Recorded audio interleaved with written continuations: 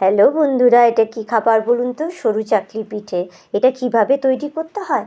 এটা রাত্রিবেলা, মানে তার আগের দিনে রাত্রিবেলায় একটু চাল ডাল ভিজিয়ে রেখে দিন এবং সকাল হতেই সেটাকে পিষে নিন মিক্সিতে, এবং তার মধ্যে একটু আদা মৌরি এবং লঙ্কা বাটা মিশিয়ে দিন। একটু নুন তো অবশ্যই দেবেন। তো এরপর তাওয়াটা গরম করে এর মধ্যে একটু তেল বুলিয়ে নিন। সর্ষের তেল হলেই ভীষণ ভালো হয় আর কি। তেল বুলিয়ে এটা যতটা পারেন গোলাটা দিয়ে দেন এবং পাতলা করে সেটাকে ছড়িয়ে দিন তাওয়ার চারিপাশে আর কি। তো ভীষণ ভালো লাগে খেতে। এটা অঘ্রাণ মাসে সংক্রান্তিতে করা হয়। সারা বছরই আপনি করে খেতে পারেন, কিন্তু অঘ্রাণ মাসে সংক্রান্তিতে করা হয় এবং এই পিঠেটা গুড় পায়েস বা মিষ্টি দিয়ে খায় আর কি, খাওয়া হয় আর কি। তো আমি আবার এই পিঠেটা একটু ধোসার মতন খেতে ভালোবাসি, তার জন্য একটু ধোসার তরকারি এবং সাম্বার ডাল একটু করে নিয়েছিলাম।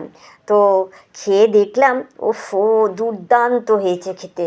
কি বলবো, হয়তো ধোসা হয়নি, পারফেক্ট ধোসা নয়, কিন্তু ধোসার তো স্বাদ পাওয়াই যায় বলো।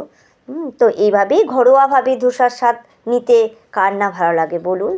এরকম আপনারাও তৈরি করে খান, ভীষণ ভালো লাগবে এবং খেয়ে বলবেন কিন্তু কেমন লাগলো। টাটা।